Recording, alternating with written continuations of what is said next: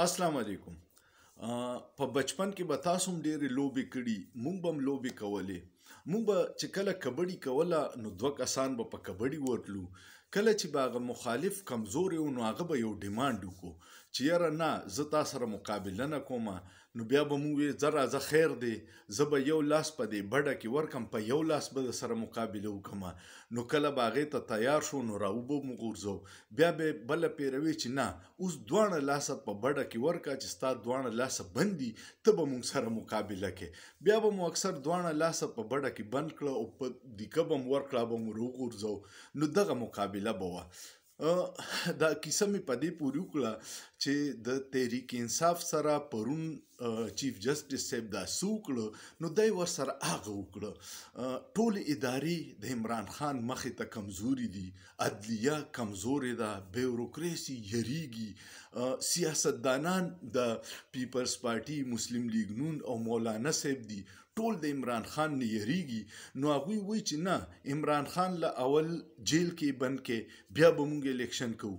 جیل کې بند کو، بیا یې وی نه اوس یې نااهله کې، بیا به الیکشن کو، بیا یې نااهله کو، بیا هم د عمران خان حمایت عوام پرې نه ښودو. نو بیا یې وی چې نه اوس یې دا بیټ والی هله به الیکشن کو. نو بیګا یې ترې بیټ هم واغستو، انتخابي نښه یې ترې واغسته او وایي چې اوس به الیکشن کو.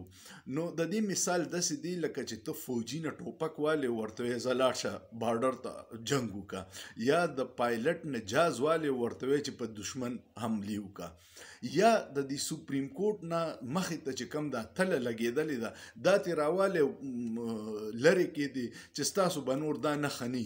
نو خلک به اخوا دېخوا تېرېږي چې سپریم کورټ چېرته شو، ځکه چې مونږ خو به دې تلې له راتلو دا به د هغې پهچانو. بیټ یا انتخابي نښه د یو پارټۍ پهچاني او دومره په ټیکنیکل دوهره معیار باندې یې ترې واغستو چې چیف جسټس صاحب په خپل فیصله کې لیکلي دي چې 14 کسانو په الیکشن کې حصه وانه غسته، دوی له حق نه ورکړی، ځکه د دوی الیکشن د انټرا پارټي مونږ مسترد کوو. او بل طرف ته د کروڑونو خلکو نماینده جماعت چې دی د هغه نه د بیټ هغه حق واغستو. نو یو طرف ته صرف 14 کسان ورسره فکر دی، بل طرف ته ورسره د کروڑونو ووټرانو فکر نشته چې د کم نه انتخابي نښه واغسته او هغوی مایوسه کو. خو دا داسې په اول ځل نه دی. زه د تاریخ نه یو څو واقعات ویمه. د بابای کوم یو خور وه محترمه فاطمه جنه، کم ته چې مونږ مادر ملت وایو، د ټول ملت مور ده. د هغې سره جنرال ایوب دغه چل کړی چې په 2 جنوري 1965 کې کم الیکشن شوی و، د تاریخ بدترین داندلي وه. یو طرف ته دا جرنیل صاحب او بل طرف ته عوامي خلک و. خو جرنیل صاحب د بی ډي یو نظام راوستی او په هغې کې ممبران به منتخب کړل خلکو او هغې ممبرانو به صدارتي الیکشن کې ووټ ورکو. د فاطمه جنه چې کوم امیدواران هغې دقه سال به ورڅخه کو چې ټول یې اغوا کړه او جرنیل صاحب اعلان وکړو چې ما الیکشن وګټو. نو چې تاسو فاطمه جنه نه ده پرېښې نو عام خلک به څه کوي؟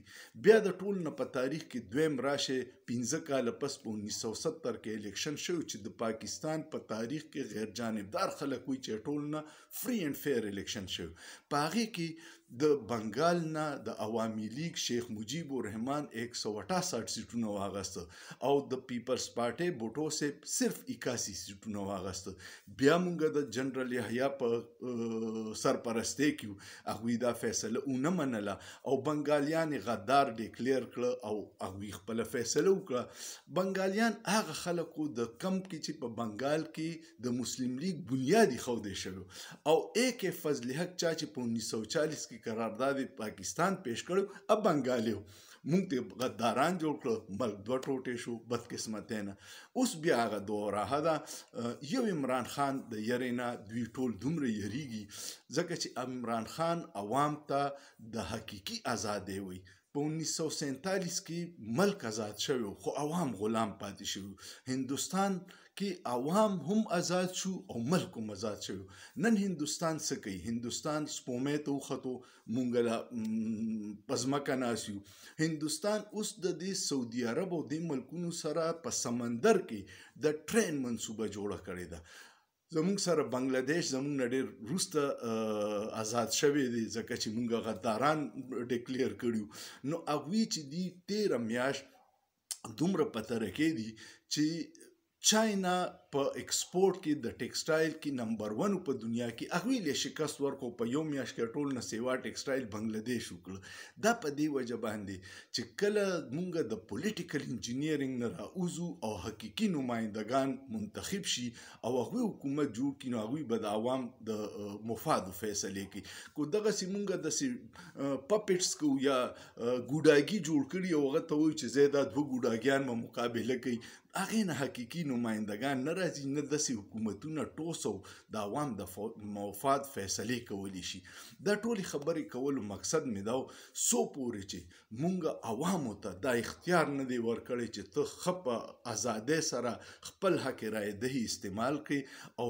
څوک چې ستا خوښي منتخب کړه چې هغه ستا دپاره د مفاد فیصلې وکړي او چې بیا ته عوام ګیلمن نه یې چې یاره ما خو دې نو منتخب کړي اوس دې په موږ باندې ظلمونه کوي نو دغه ټولې خبرې دي چې دا اوس څه حالات روان دي په دې کې پاکستان د دنیا واحد ملک دی چې دې وخت کې 8 کروڑه ځوانان دي ورسره او دا ځوانان د سوشل میډیا په برکت ورسره د علم خزانه ده په یو کلیک باندې دوی د تاریخ نه ځان خبري دا ځوانان به اوس دا سوچ کوي چې آیا په 1970 71 کې دا بنگال مونږ نه لر شوی دا فیصله هغوی صحیح کړې وه کو غلطه یې کړې دې کې زمونږ څه غلطیانې دي آیا مونږ د تاریخ نه څه سبق زده کوو که نه نو څو پورې چې مونږ د تاریخ نه سبق نه زده کوو خپلې غلطیانې اصلاح نه کوو نو پاکستان به دغسې په مشکلاتو کې چې چرې مونږ خپل د انا د خول نه راووتو ذاتي پسند ناپسند نه پرېښودو د آئین په دایره کې هره اداره